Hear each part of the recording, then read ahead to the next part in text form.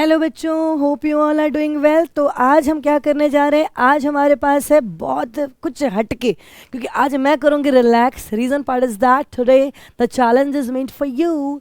कल तक जो चैलेंज मेरे पास तुमने दिया था, मैं कुछ चैप्टर्स तुम्हारे लिए कर रही थी, टॉपिक्स मैं कर रही थी।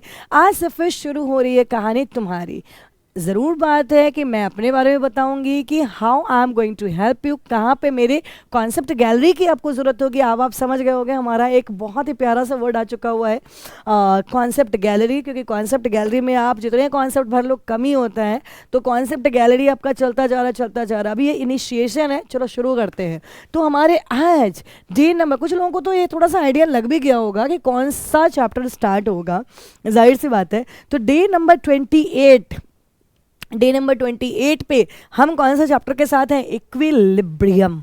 एक बहुत अच्छा, एक बहुत ही क्वेश्चन देने वाला, एक बहुत ही मेथोडोलॉजिकल चैप्टर्स में से एक ये भी आता है, राइट। जैसे आपके थर्मोडायनामिक्स हैं, वो काफ़ी अच्छा चैप्टर माना जाता है। इलेक्ट्रोकेम है, ये काफ़ी अच्छा चैप्टर माना जाता है। जो इक्विलिब्रियम है, इसमें भी अभी हम सीखेंगे, अभी जानेंगे। वैसे तो आप वो बच्चे हो जो कि सारी चीज़ें करके बस मुझे सुन रहे हो, है ना, अपनी नींद में तोड़ रहे हो, तो तोड़ना शुरू कर दो, क्योंकि आज का टास्क किसका है? इक्विलिब्रियम। कौन से दिन पे हैं हम लोग भैया? Day number 28। तो डे नंबर 28 पे हम आ चुके हुए हैं। इक्विलिब्रियम हमारे पास है। वैसे तो जब हम चैप्टर पढ़ेंगे तब तो चैप्टर पढ़ते हैं, पढ़ेंगे क्या, पढ़ते हैं यार। मेरे ना स्लिप ऑफ टंग पे ज़्यादा ध्यान मत देना। क्लासेस में पढ़ाने की वजह से ना हमेशा ऐसा होता है, मैं बोलती हूँ मैं पढ़ाऊंगी, मैं पढ़ा दिया, मैंने पढ़ाया होगा, मैंने तुम्हें पढ़ाया होगा, ऐसे नहीं है, ठीक है। तो ऑफकोर्स थोड़ा सा ध्यान देना। तो अभी जो हम समझने जा रहे हैं, हम इसको दो पार्ट में इस पूरे चैप्टर की बात करेंगे। तो आपको मैं टास्क भी जो दूंगी वो भी दो पार्ट में रहेगा।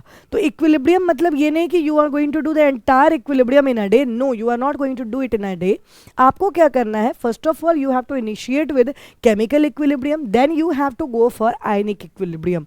आपको पहले करना है केमिकल, है ना। तो केमिकल इक्विलिब्रियम आपके पास, हाँ, वहाँ पे हम पढ़ते हैं physical equilibrium, chemical equilibrium, then physical equilibrium के अंदर भी हम लोग बहुत सारे एग्जांपल्स एंड ऑल करते हैं। अरे बहुत कुछ है, ठीक है ना। ये भी हम लोग देखते हैं, स्टैटिक इक्विलिब्रियम, डायनेमिक, फिर उसके फर्दर क्लासिफिकेशन के अंदर हम लोग ये आते हैं, है ना। चलो फिलहाल अपना काम तो क्या है ना कि दो पार्ट में इस चैप्टर को डिवाइड कर रहे हैं इक्विलिब्रियम को। One is your physical equilibrium, another one is your chemical equilibrium. तो चलिए जी, हम जरा शुरू करते हैं अपने पास।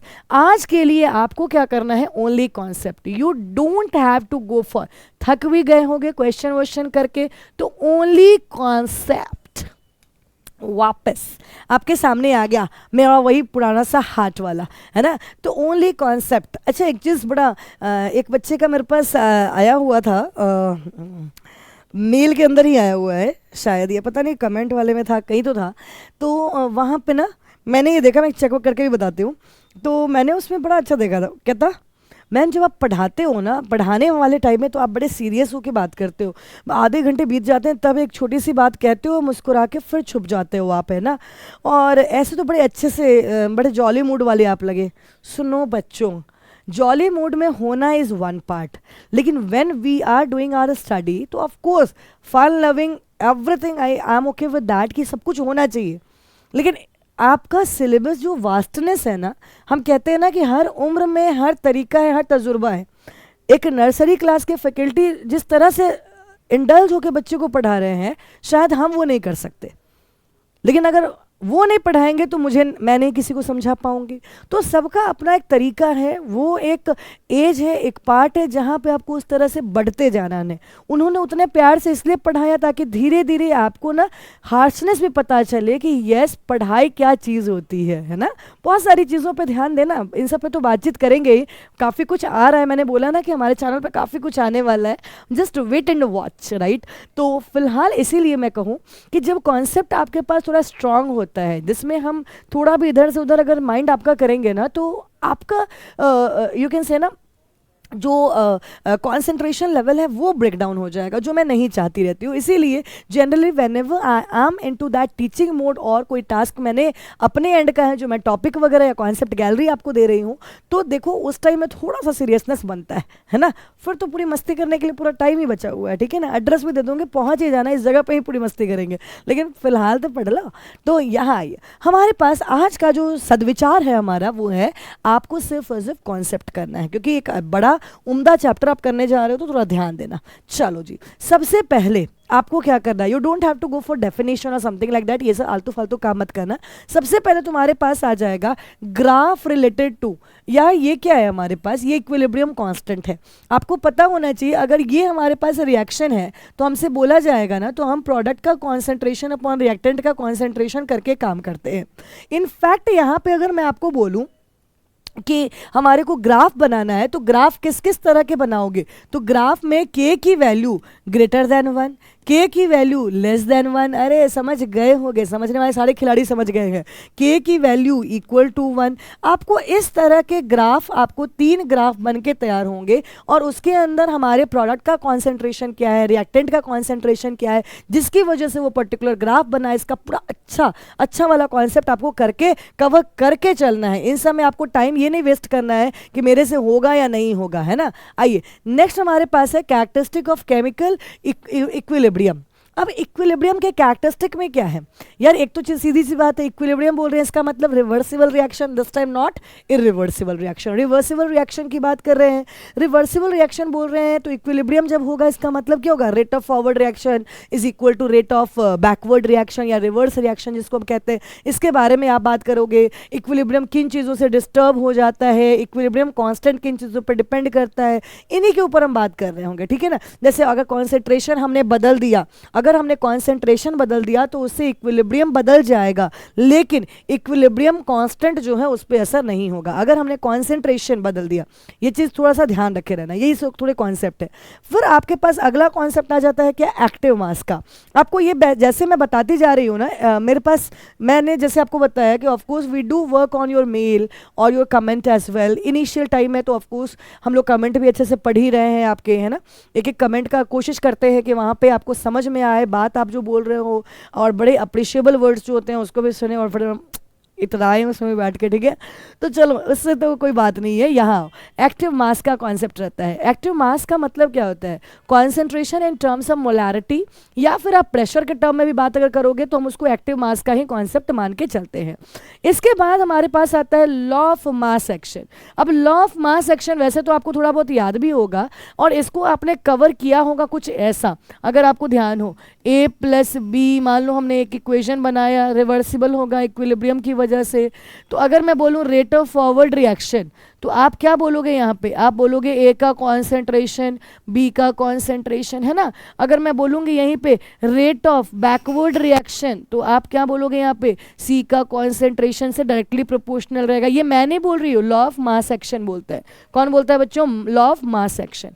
तो यहाँ से आ गया हमारा डी का कॉन्सेंट्रेशन, यहाँ से हटाओ रेट ऑफ फॉरवर्ड रिएक्शन, के फॉरवर्ड ए का कॉन्सेंट्रेशन इनटू बी का कॉन्सेंट्रेशन कर सकते हो। बैकवर्ड बोलेगा तो यही काम आप इसके लिए कर देना। अब ये दोनों हमारे पास आ गए के बी सी का कॉन्सेंट्रेशन इनटू डी का कॉन्सेंट्रेशन आ गया यहाँ पे।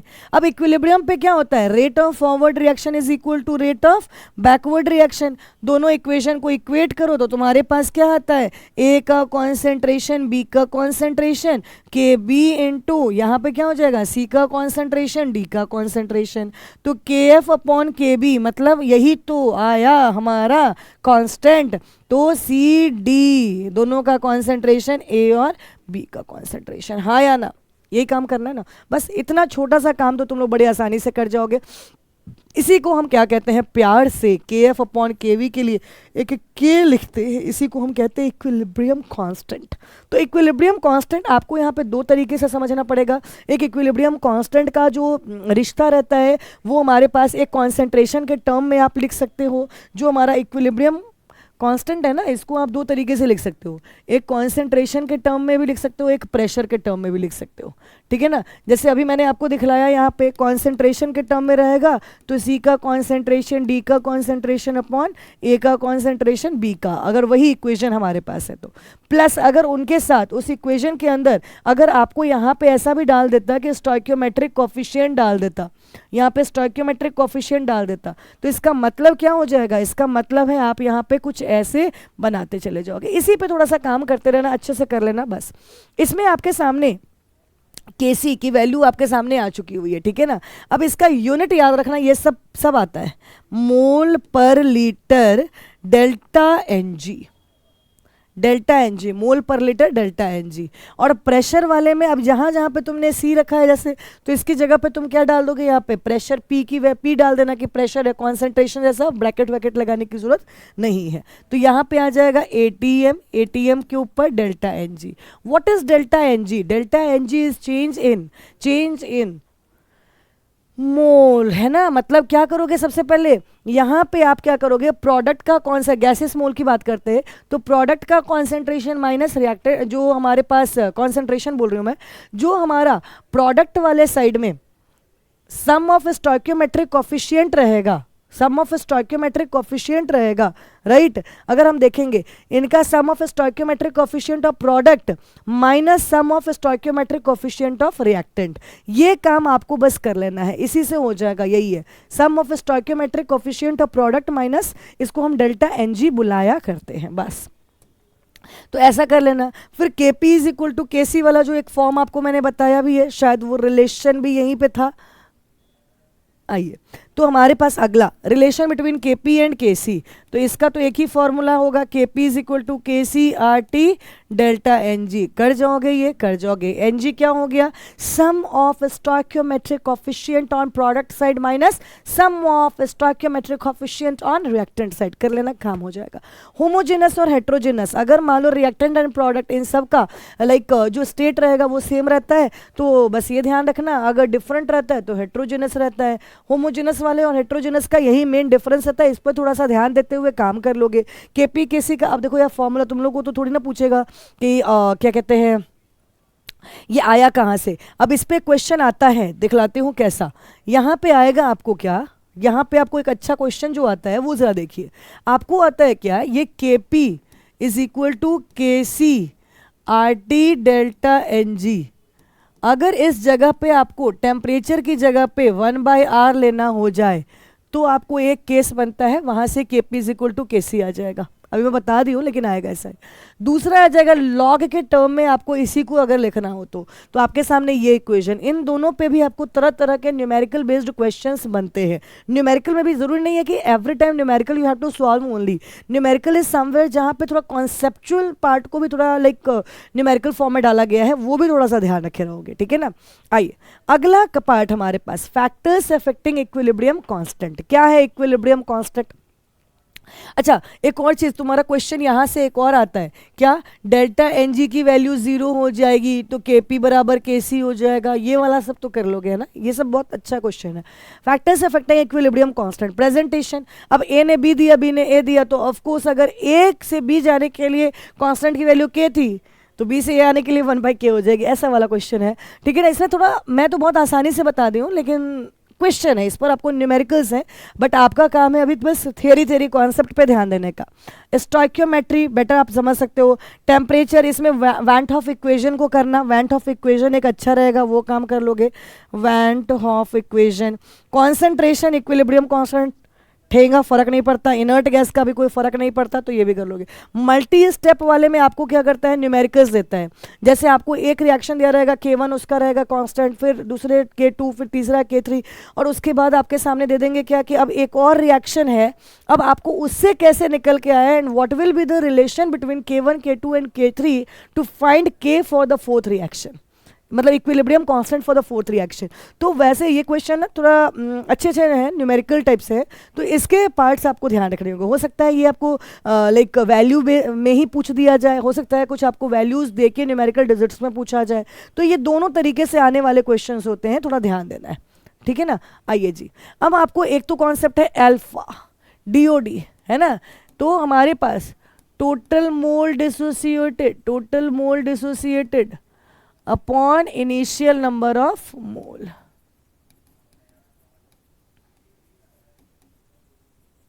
Initial number of mole, total mole dissociated upon initial number of mole, ये काम आपको जरूर कर लेना है, ठीक है ना। तो ये हमारे पास आ गया यहाँ पे, अल्फा डायरेक्टली प्रोपोर्शनल टू, आप देख सकते हो इस पे भी आपके न्यूमेरिकल्स बनते हैं, इस पे भी न्यूमेरिकल्स बनते हैं, इजंट इट। थोड़ा ध्यान देते रहना, न्यूमेरिकल्स तगड़े बनेंगे।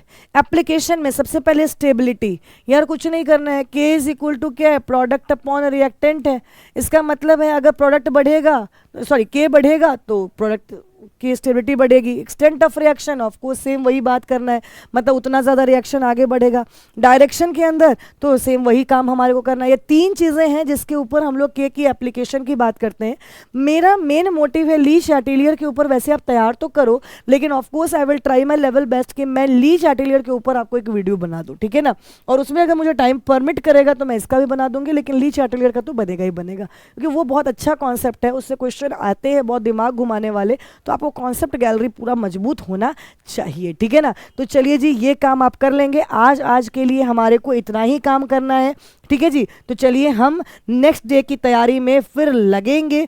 आप भी अपने काम में पीछे ना रहें, इक्विलिब्रियम का पूरा थ्योरेटिकल पोर्शन कवर कर ही लें, ठीक है प्यारे बच्चों।